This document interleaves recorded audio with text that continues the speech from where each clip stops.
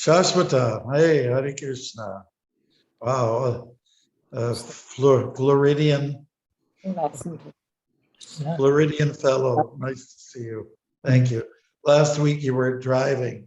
Now we see you're walking. Oh, looks like you're getting in your car. I spoke too early. Okay, so I'm ready to rock and roll as soon as you propose are. We are ready, Maharaj. Okay, so let's start with the pranam mantras to Srila Prabhupada, the two of them, Panchatattva mantra, and then the Maha mantra, and then we'll go to the invocation on page 1, okay? So, Nama Om Vishnapadaya Krishna Prasthaya Bhutale, Srimate Bhaktivedanta Swamini Pranamani, Namaste Saraswati Devi Gauravani Pracharini, Nirvishesha Shunyavadi, Paschatya Shatarine, Shri Krishna Chaitanya Prabhu Nityananda, Shri Advaita Gadadhar Shiva Shri Gaura Bhakta Brinda, Hare Krishna Krishna Krishna Hare Hare, Hare Rama Rama Rama Hare Hare. Okay, we're going to go to page 1 and just go for our little invocational mantra there. And I'll say, you say that method, okay? Om Jnana Timirandasya. Om Jnana Timirandasya. Yananjana Shalakaya. Yananjana Salakaya. Chakshur Unmilitam Yena. Chakshur Unmilitam Yena. Tasmai Sri Gurave Namaha. Tasmai Sri Gurave Namaha. I was born in the darkest ignorance, and my spiritual master opened my eyes Spiritual master opened my eyes with the torch of knowledge. with the torch of knowledge. I offer my respectful obeisance unto him. I offer my respectful obeisances unto him. Sorry, okay, great. Thank you, everyone. And we're in chapter 10, the opulence of the absolute. And if I'm not mistaken, we're at verses 4 and 5. Is that correct? Yes. Okay, great. So I'll start with the Sanskrit. Buddhirajnanam asammoha kshama satyam tamah shamaha sukam dukam bhavo bhavo bhayam cha bhayam eva cha ahimsa samatha tushtis tapodhanam yasho yasah bhavanti bhava bhutanam mata eva pritag vida. And then the translation is intelligence, knowledge, freedom from doubt and delusion, forgiveness, truthfulness, control of the senses, control of the mind, happiness and distress, birth, death, fear, fearlessness, nonviolence, equanimity, satisfaction, austerity, charity, fame, and infamy. All these various qualities of living beings are created by me alone. Hare Krishna. Okay. So I think somebody could just read the first 2 paragraphs and we'll take it from there. Any volunteer? I will go, Maharaj.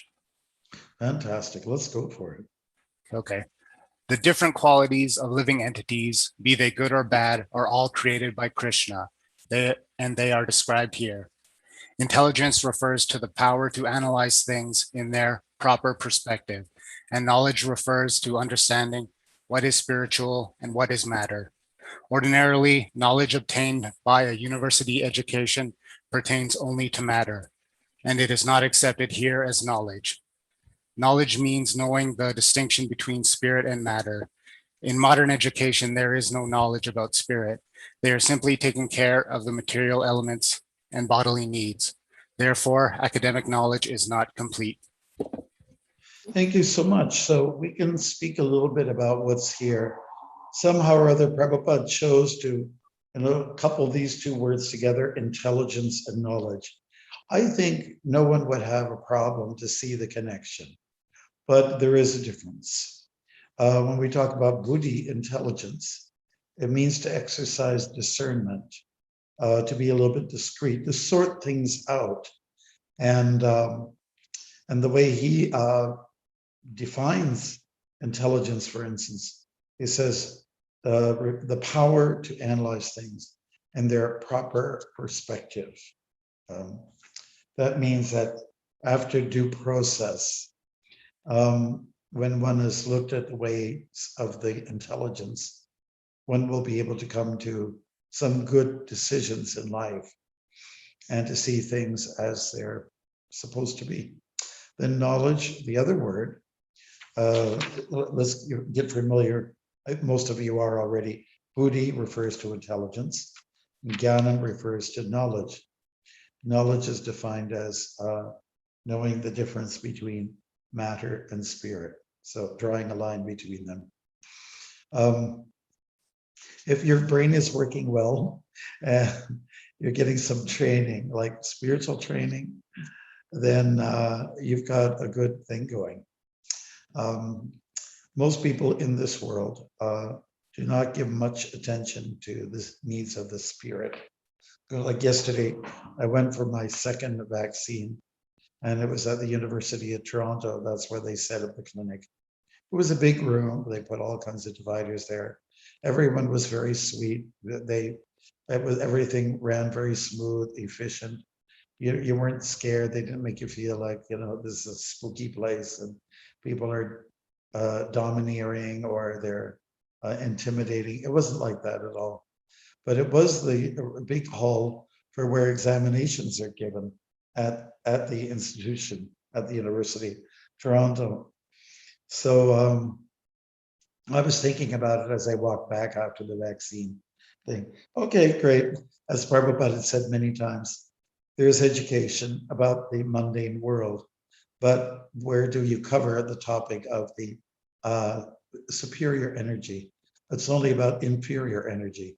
So this is what's kind of missing in our world today. It's just a matter of plugging into knowledge, and then you can make better decisions.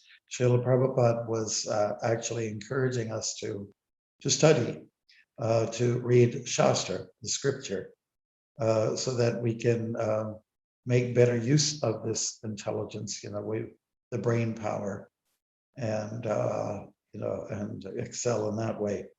So he was critical of modern education. It seems to be missing out on what really matters. Matter doesn't matter, but spirit matters more than matter. That's the point we want to make. And Prabhupada went to speak and give talks at various places at the university. I remember reading about how in the Columbus campus, that was one of the biggest gatherings the devotees ever had. And but Prabhupada I'm not sure if he said it there, but many other places where he visited, which are considered educational institutions, he said that's what's missing, the knowledge of the soul and being able to see the difference between matter and spirit. So we have got it. And there's 20 points brought up here, 20 items. We're just touching the first two. And what is being said here is that these qualities that we find in living beings are created by me alone. So that's another one of Krishna's opulences. Look again at the top, at the title. How is God opulent? How is it that he has so much going for him? And this is one of the reasons. He is the creator of knowledge, intelligence, freedom from doubt, delusion. All that sounds good. Forgiveness is a great quality to have, and truthfulness, control of the senses. And then when we get to birth, death, that doesn't sound so good. Nobody wants to be born under the circumstances that are normal. Death is not something we aspire for. Fearfulness. That's the next one that's listed here. Who wants to live in fear? You can say that even fear is an asset. It's an asset. When we fear Maya, then you're actually in a good spot, a good location. Okay, so any questions or points anybody like to raise about this? Because what we would like to do is to cover this purport today. Yes. Maharaj, I have a question. Okay. When you see the animals, they're always in fear. Isn't that something that is created given by Krishna also? Yes, fear is helpful because it means you're getting defensive, and you'll respond by running away, or like we're talking about animals. They'll go into camouflage, or I remember one time I was at our Sharanagati farm and I was walking along, and there was, it wasn't a quail, what was it?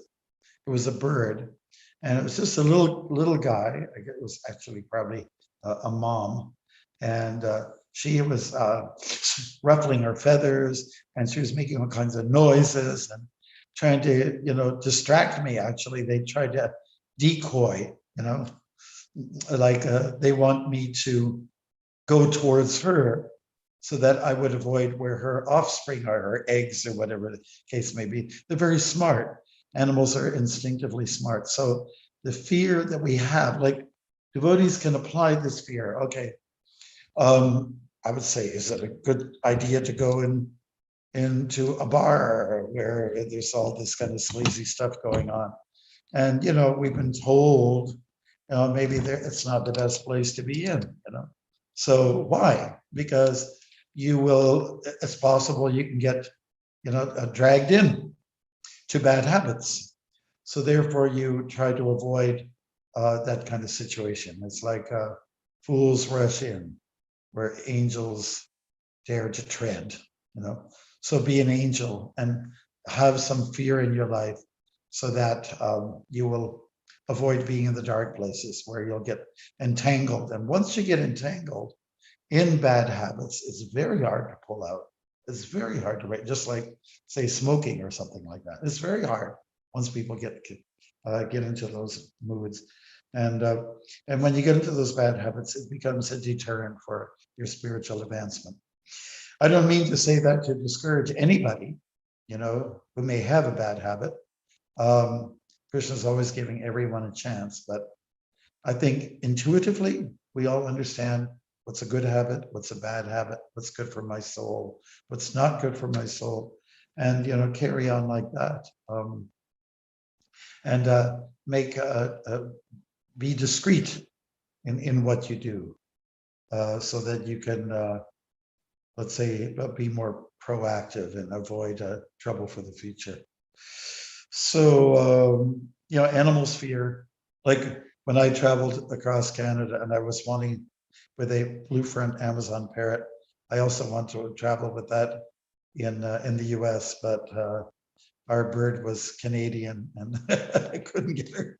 Well, the owner, he couldn't get across. He had some bad habit before, so he couldn't come across into the US. But this bird, very bright, her name's Billie Jean, and she just constantly, their eyes are like this. Like say in the left eye, it goes out in this direction. Right eye can see in that direction. So birds are constantly going like this, so they get a full range. And Prabhupada talks about that, how the birds are always fearful.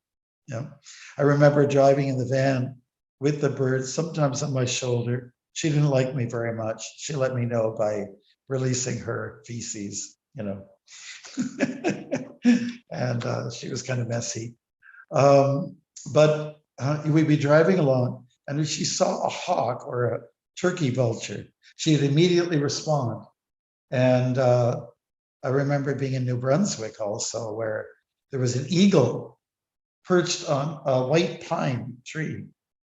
And, this bird is not that huge, just like this, So she just got defensive when she saw that bird, and she made a squawk. And immediately the eagle took off. It was the eagle who was fearing. I guess they fear each other. So fear can be considered to be a good thing, because it protects you. from being in the wrong place and with the wrong people. So consider that. And I may have mentioned to you before, one time Prabhupada said, the problem with some of my disciples is that they don't fear Maya. I mean, they become very comfortable with Maya, with the illusions of the world, right? So there's a need to be shy. Sometimes we say that it's good to be shy of certain people because otherwise you get, otherwise you get entangled with them. And if they're not up to any good, then there's a good reason to be shy. That's one of the qualities of Krishna. He's also shy. But he's not shy when it comes to dealing with the asuras. Oh, then he's got bravado. Then I'm going to take on these guys and I'm going to let them have it. But there's place for fear. There's place for fearlessness. Okay. So thank you for that question. Should we go on? Somebody would like to read the next portion?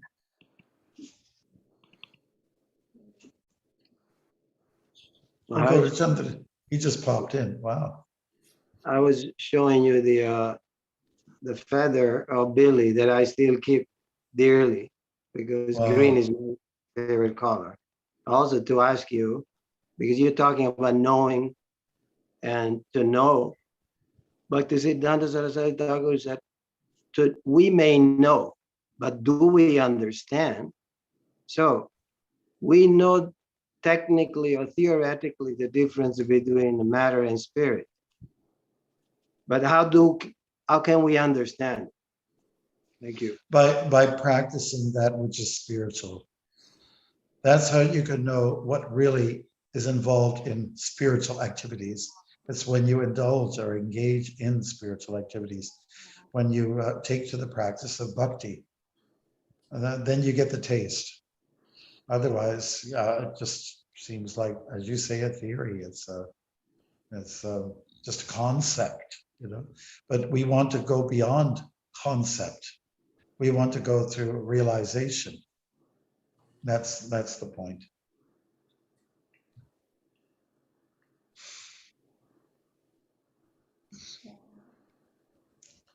So if we want to know what is how to put knowledge into practice, then come to one admission, and that is this: I'm a servant.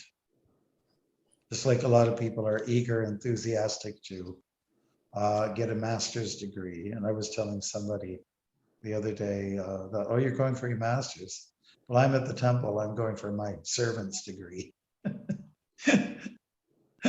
So when you go for a master's degree, there can be a little bit of ego connected to it all. So isn't it nice when you take a humble position, you could be in a position to understand things a lot better. Okay, shall we go on? Also, can I read Maharaj?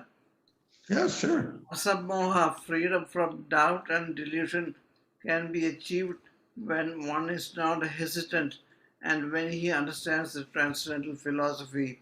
Slowly but surely, he becomes free from bewilderment.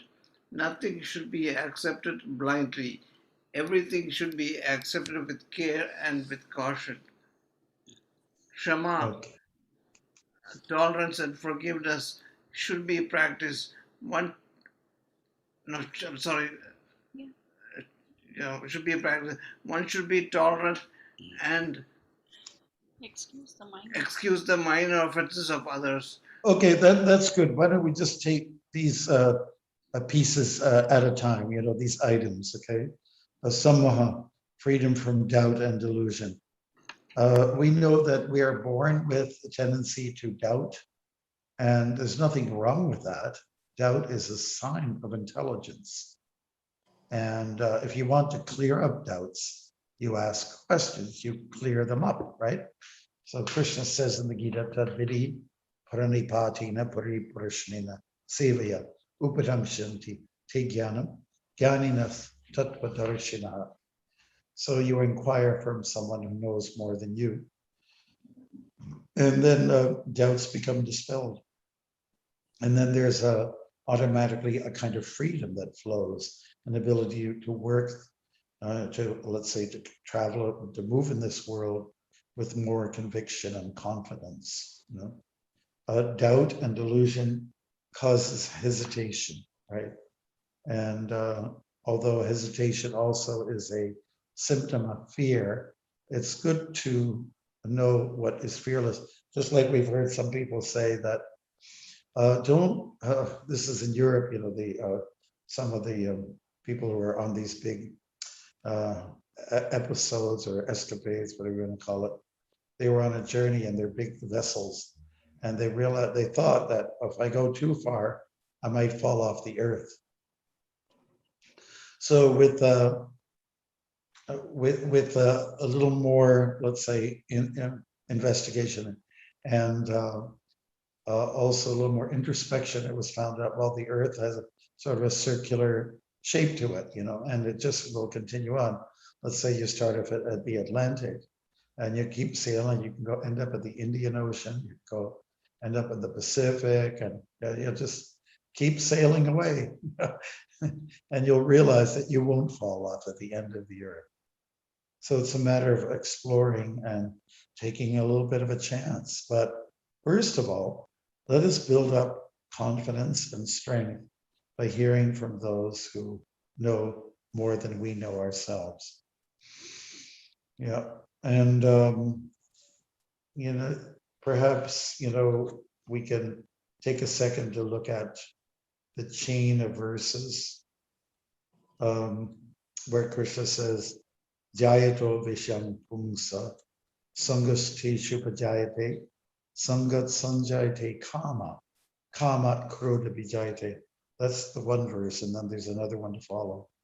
So the beginning of this verse states that, okay, I contemplate an object of the senses, and from that I develop an attachment. And that attachment turns into some kind of lust, which is deep attachment. And then what usually follows as a chain reaction from deep attachment, one gets angry or frustrated. I can't get what I want. And then from kama bhavati, what Krishna says, he talks about from anger comes delusion, bewilderment of memory. So we get confused when our ire is up. When our anger is up, there's a lot of confusion that takes place. We get frustrated. Like today, these days, people have got all kinds of, theories that causes them to go a little off course. They get so riled up and says, I believe this is true. I believe that the virus, like somebody asked me today, it was a pundit actually, says, Maharaj, what do you believe in? Do you believe that this virus, COVID, was invented it came out of a laboratory? And I said, well, that's one theory, a conspiracy theory, and it could well be true. We know there's people out there with not good intent.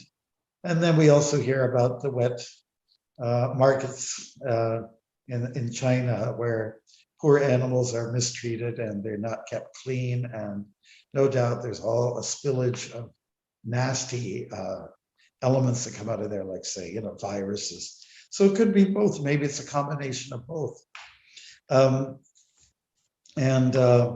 So how will we know? Will we really know? One thing that we should know about living in this world, there are people who are ill-motivated, and they do have an agenda. Many people have an agenda. I will eliminate you. I'm going to reign supreme. Chapter 16 from Bhagavad Gita. I'm going to make life difficult for you. And the way I'm going to do it is I'm going to come up with something that's very subtle, and that will kill all kinds of people, and like an invisible foe, an adversary. And so these things are going on. So what I'm getting at here is there's doubt and delusion in people's minds, and it's part of life, And one thing that we want to be sure of is that while we become bewildered, try to be less bewildered by understanding your actual position. Number one, I'm not this body. Number two, I'm a spirit soul. Number three, this world that we live in is a place of suffering. It sucks, if I could use that term. And so you just have to know a few of those things. So submit to that which is spiritual and give up that submission to that which is mundane.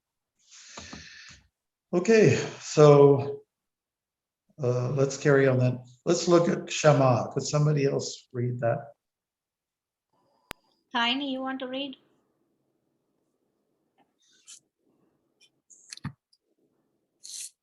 Hare Krishna Mataji, can I read? Yes, please. Please. Shama, tolerance and forgiveness should be practiced. One should be tolerant and excuse the minor offenses of others. Okay, beautiful. Thank you. We're going to do one item at a time. So Shama, which is also known as tolerance, appears in the second chapter of Bhagavad Gita, wherein Krishna says that winter and summer seasons come to us, and they arise from sense perception. Happiness and distress also come of their own accord, but one should learn to tolerate them without being disturbed. So extremes are good. Probably most of you heard on the West Coast, people are really having a tough time with the temperatures, right? I like that's in Vancouver and also in Oregon. You know, the temperature is so high, people don't know how to deal with it. Not everyone has a fan, so they're just booking into a hotel room so they can have an AC and have a good sleep for 6 or 8 hours. You know, they're willing to spend the money on that. So it's the tolerance is important for our development spiritually. It is an opulence, and it should be sought after. Forgiveness is also addressed here. Like if you don't forgive somebody for something that they may feel they have done wrong, how is that going to look in the future when you have done something wrong and you're wanting forgiveness?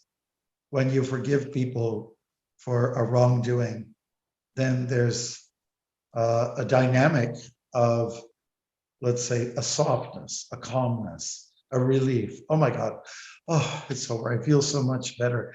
I feel like a heavy weight that's on my chest has been lifted suddenly because I asked for forgiveness for a wrongdoing and the other party said, okay, let's start over again. And there's hugs and kisses and okay, great, move on. That is Vaishnava is someone who practices this kind of thing, forgiveness, you know, because we certainly all make mistakes. Just like if you have somebody, I know Shashwata is driving, he's probably had an experience where he blew a flat tire and maybe a spare tire was also, somebody comes along and offers to help. And, you know, you feel good that they've come to help and you learn something from that. When next time I see somebody who's got blown their tire on the road, I'm going to pull over and I'm going to help them because someone helped me. So therefore I must help someone else. You know, that kind of mutual, you know, exchange of interactiveness is very much wanted. And it's a good practice by the Vaishnavas, right? I like the word for, coming forward and giving, forgive. It's a bold step to take. You know? Coming forward and saying, I'm sorry. I remember one caption in a newspaper, it was one of the Canadian newspapers, I am sorry, the 3 words that politicians are hesitant to use. It's hard to be humble sometimes, but it really does help a lot. Yeah. Okay, so let us move along. We had talked about that. So Satyam, someone else can help us with that one? Satyam, truthfulness, means that facts should be presented as they are for the benefit of others. Facts should not be misrepresented. According to social conventions, it is said that one can speak the truth only when it is palatable to others, but that is not truthfulness. The truth should be spoken in a straightforward way so that others will understand actually what the facts are. If a man is a thief and if people are warned that he is a thief, that is truth. Although sometimes the truth is unpalatable, one should not refrain from speaking it. Truthfulness demands that the facts be presented as they are for the benefit of others. That is the definition of truth. Jai. And Tattvadarshina, it's a word from Bhagavad Gita that means one who has seen the truth will speak the truth and encourage his or her students to also always deal with the truth and to only say things that are really pertinent for your progression and your advancement. Yeah, the truth needs to be told, needs to be expressed. I guess in the courtroom, the whole idea, there's always confusion in the courtroom. There's a bout or a fight between two parties. And in the courtroom, you're supposed to try to solve the problem. So you've got an attorney that represents you, and there's an attorney who represents the other party. And hopefully the truth will come out of it. And sometimes the tactics that are used by lawyers are to intimidate and bring out the truth in someone.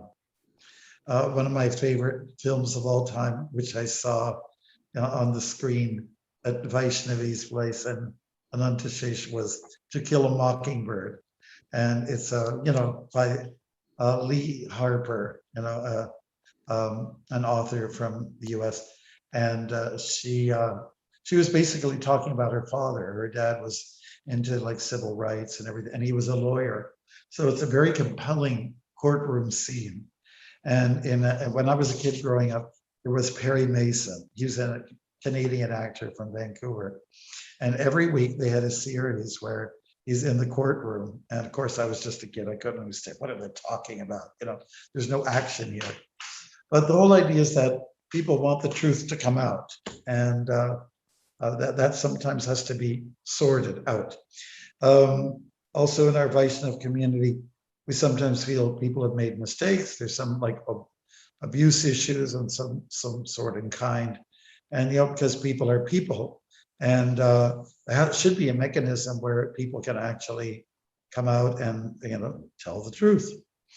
And there are some ancient ways that people have done this in very tribal, kind of circumstances. They'll, if someone has committed a wrong, that person will have to face the whole community and get that person practically down on his knees to say, oh, yes, I did this. I'm sorry. Like really get him to feel that kind of regret and remorse.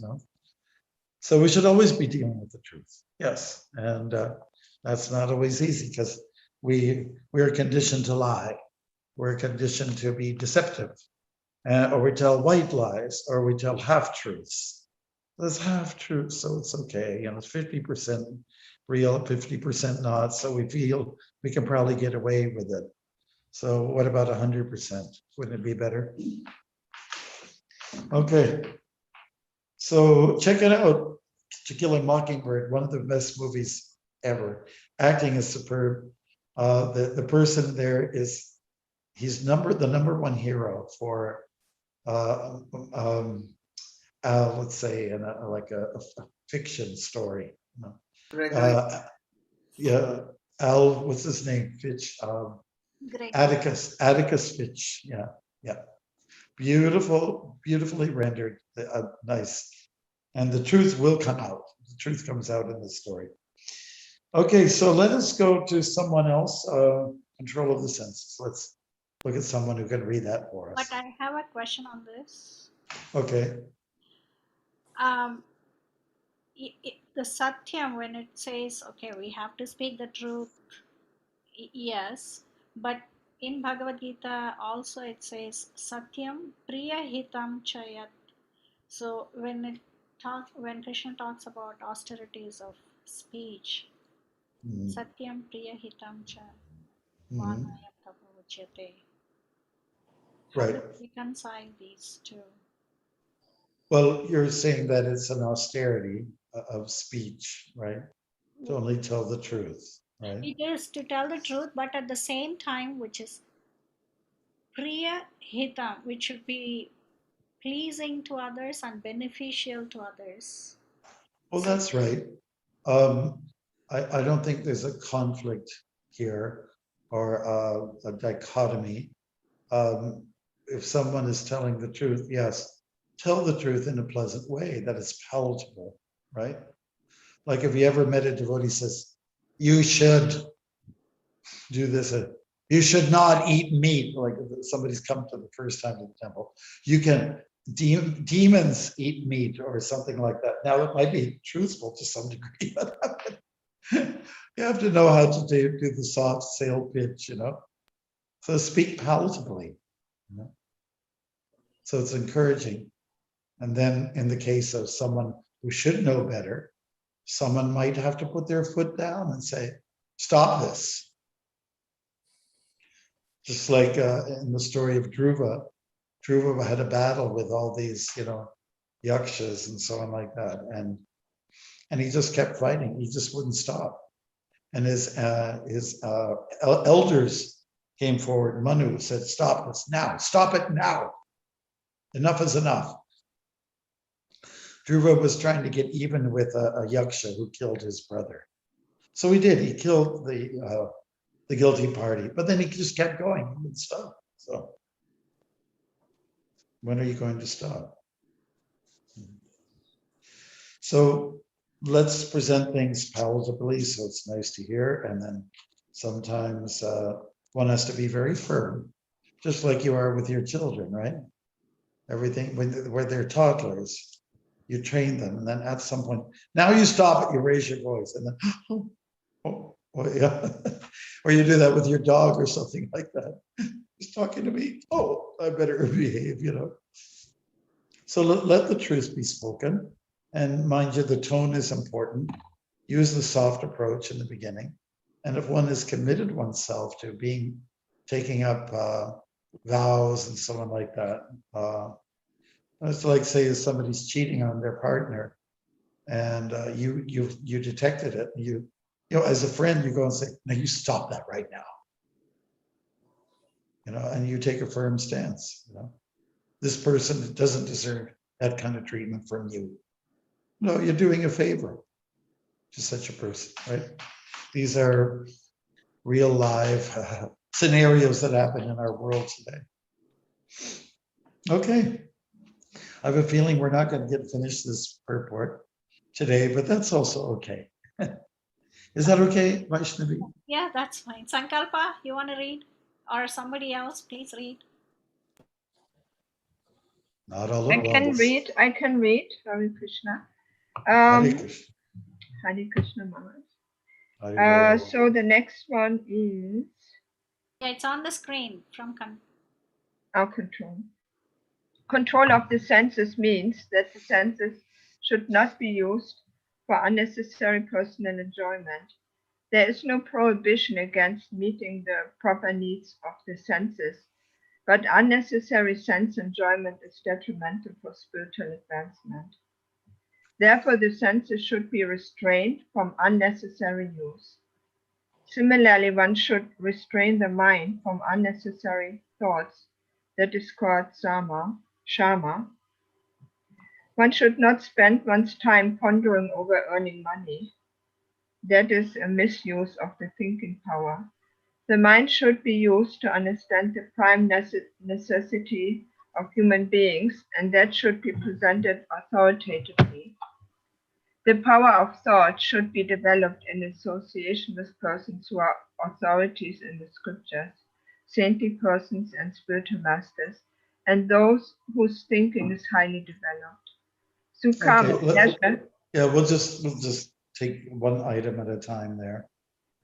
Thank you. So I believe that we'll just spend a moment or two on this one here. When it comes to the use of the senses, use them for a higher cause, and as opposed to for some lower stimulation, because it's detrimental to spiritual advancement. So there's a lot of power in our senses, isn't it? Like right now, if you go out into the parks, because there's been sufficient rain, there's all these trees, they give off this incredible perfume. And there's no problem with sitting there amidst those trees and enjoying that incredible fragrance, right? But you want to link it up with Krishna. That's what transcendentalizes the occurrence. So the senses are meant for God, let's put it that way. And another example, okay, you're eating, and I mean, I love asparagus. I have to sometimes say, enough is enough, Bhaktimarga Swami. You like them. You have to draw some limit somewhere, and otherwise you just go overboard. And we don't want to go to extremes. If you live with the truth, but your life is tottering with extremes, then there will be a lot of difficulty, a lot of frustration. So may the senses do what they're supposed to do. Krishna says, I am sex life, which is not contrary to Dharma, being proper in that particular activity. And just learn to restrain from unnecessary thoughts. This is in terms of the mind. And again, our challenge is we live in a world where everyone's encouraged to just go overboard. So what Krishna is saying in the Bhagavad Gita, no, don't go overboard, don't go underboard, but let's achieve a good balance. Good balance is important. Okay, great. So someone else then? Sukham? Somebody want to read about Sukham? Mokshalila, you want to read? Or I'll read, Maharaj. Sukham, pleasure or happiness, should always be in that which is favorable for the cultivation of spiritual knowledge of Krishna consciousness. And similarly, that which is painful or which causes distress is that which is unfavorable for the cultivation of Krishna consciousness. Anything favorable for the development of Krishna consciousness should be accepted, and anything unfavorable should be rejected. Okay. Sukham, we're all pleasure-seeking people, Anandamaya Vyasat, and we're entitled to some happiness, but it should be linked up to spiritual practices. Really, that's the best way to go. And to put it in real simple terms, okay, pizza. When I say pizza, especially young folks, they go wild on you. And okay, this is pizza. It's going to arouse your senses. But if you say, especially people who are a little trained, this is offered to Krishna, says, oh, wow, double mercy. So our eating, our habits, our practices with the use of our senses need to be linked up with Krishna, and then then we're progressing. In other words, don't do anything devoid of Krishna consciousness. Good. Would somebody like to go to the next little section? Can I read, Maharaj? All right. Bhava, birth should be understood to refer to the body. As far as the soul is concerned, there is neither birth nor death. That we have discussed in the beginning of Bhagavad Gita. Birth and death apply to one's embodiment in the material world. Fear is due to worrying about the future. A person in Krishna consciousness has no fear, because by his activities he is sure to go back to spiritual sky, back home, back to Godhead. Therefore, his future is very bright. Others, however, do not know what their future holds. They have no knowledge of what the next life holds, so they are therefore in constant anxiety. If we want to get free from anxiety, then the best course is to understand Krishna and be situated always in Krishna consciousness. In that way, we will be free from all fear. In Srimad Bhagavatam 11.2.37, it stated, Bhayam divitya bina vistaha. Fear is caused. Good try. Go ahead.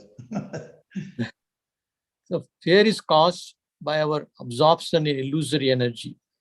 But those who are free from the illusory energy, those who are confident that they are not the material body, that they are spiritual parts of personality of Godhead, and who are therefore engaged in transcendental service of Supreme Godhead, have nothing to fear. Their future is very bright. This fear is condition of person who are not in Krishna consciousness. Abhayam, fearlessness, is possible only for one in Krishna consciousness. Very nice. Good points. And we're seeing here that fear and fearlessness, which seem to be opposed to each other, are emanating from the Lord. So nobody likes to live in fear, but it is part of life. And like, for instance, not sure about what's going to happen to you when you get older or how you will die. These are very natural things. We have to be very wise about fear and not act stupidly. Like, say, for instance, I'm going to scale this mountain here, and I'm going to do it without equipment. So that's called stupidity, right? So if you want to scale the mountain and get up there into higher elevations, then at least be smart. Add wit to what you're doing, and then confidence in Krishna will be there. If I say Krishna is going to take care of me, I don't have to, let's say, take precautions.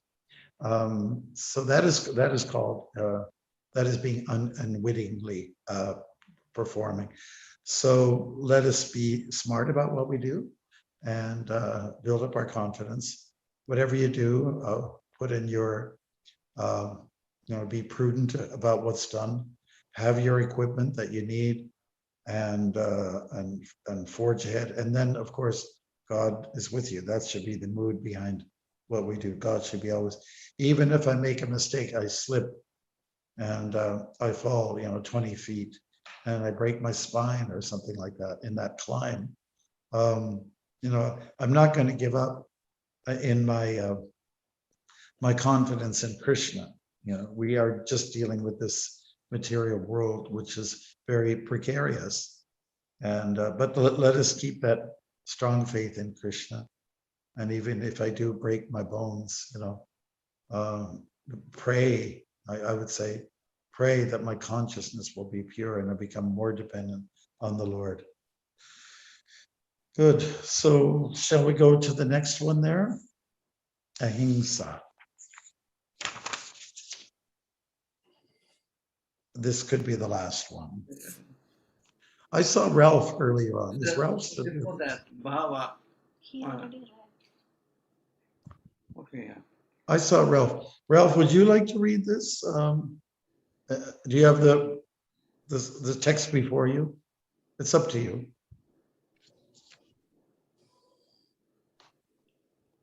Could you hear me okay?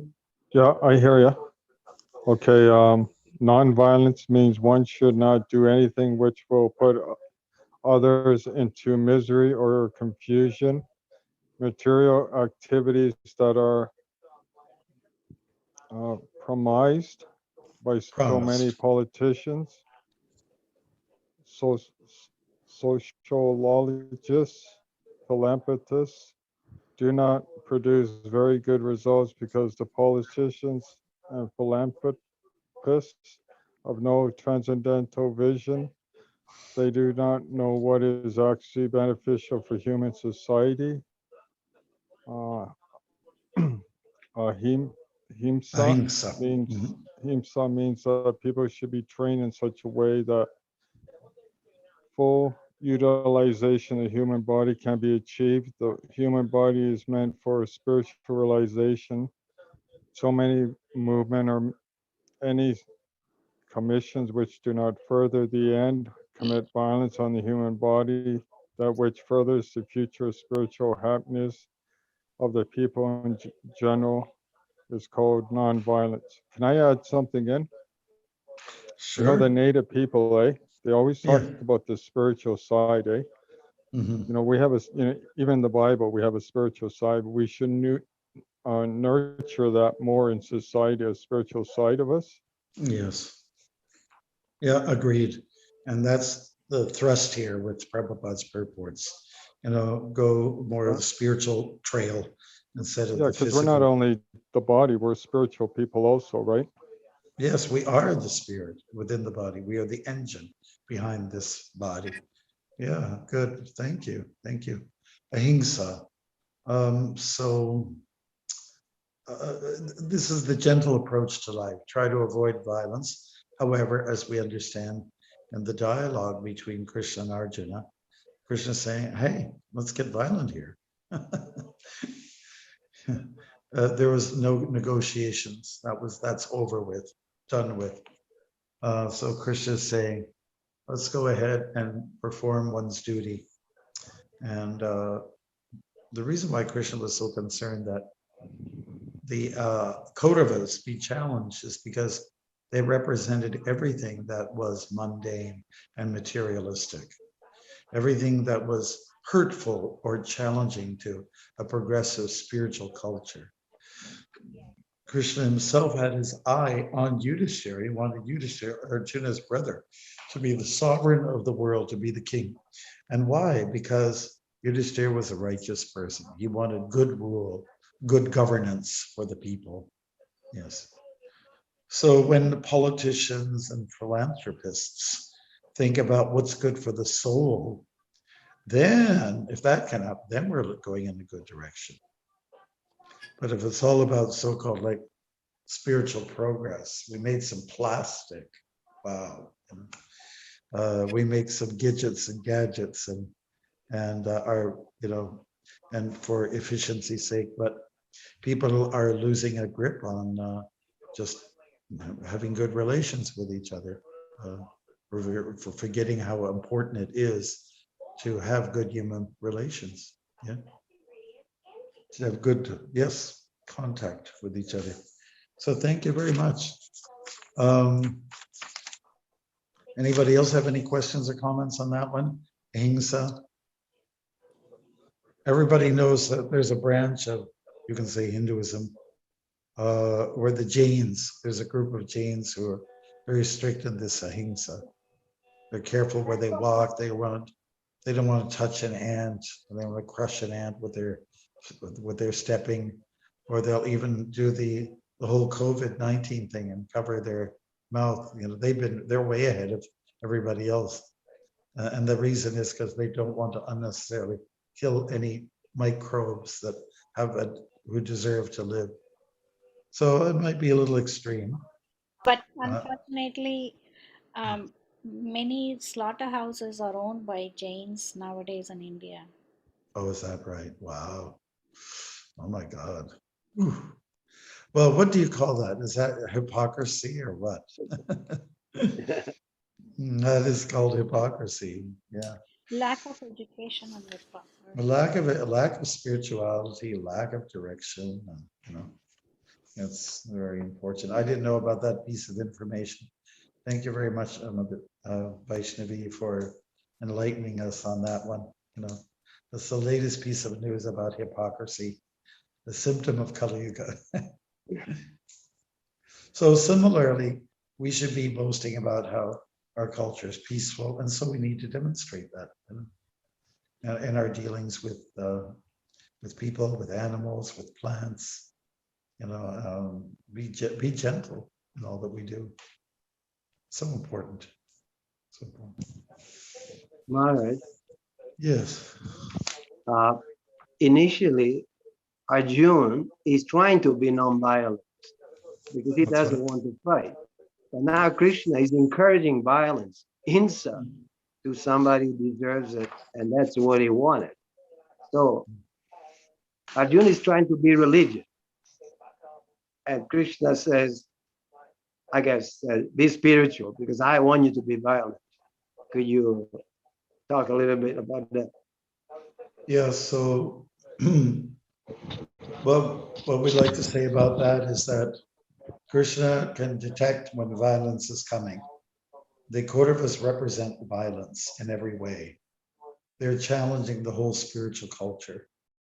So Krishna said, this is not time to mill around and be nice and hippy dippy and trippy. This is not the time for that. Negotiations have failed. Negotiations towards nonviolence have failed. So we're beyond that stage. We now have to take the stick. Argumentum ad vaculum. It's a Latin word, a phrase that means, okay, arguments have failed, negotiations out of the question. So now we have to take a strong stand. So behind the, firmness and behind being aggressive, there should be a sensitivity towards, exercising ahimsa. So I think we need to read more into the story. So definitely Krishna was for peace. In fact, he was making a plea for peace with Duryodhana. He said, hey, let's not fight, just give a little bit of land in which the Pandavas could live, and then everything will be okay. But Duryodhana was adamant, and he said, no, that's not the way it's going to be.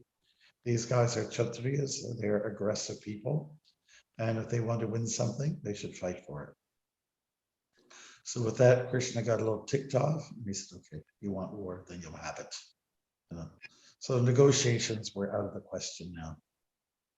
And then you have to fight, just like to fight the vaccine, or I'm sorry, to fight the COVID. Of course, some people are fighting the vaccine too. But yeah, you have to take a strong stand against those things that are going to weaken you. Yeah.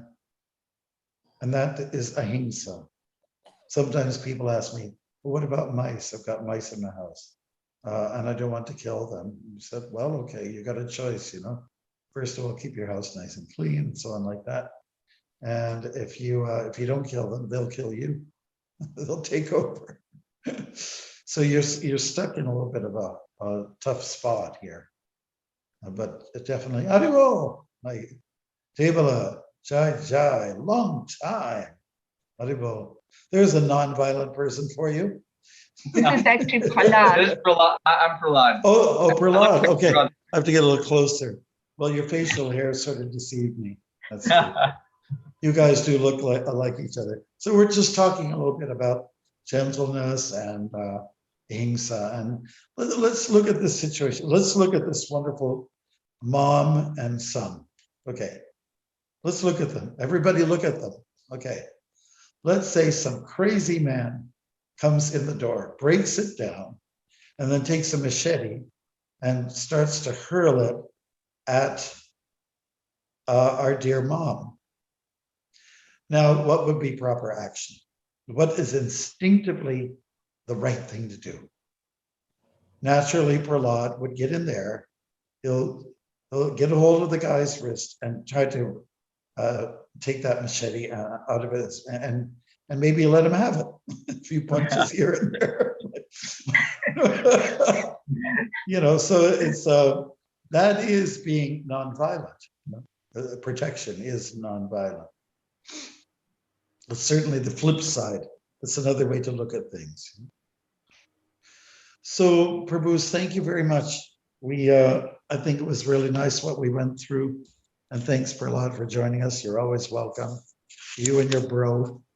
And we're going to finish right up at that point because I have to go, and there's somebody who passed away in our community, and he was such a sweet man yesterday.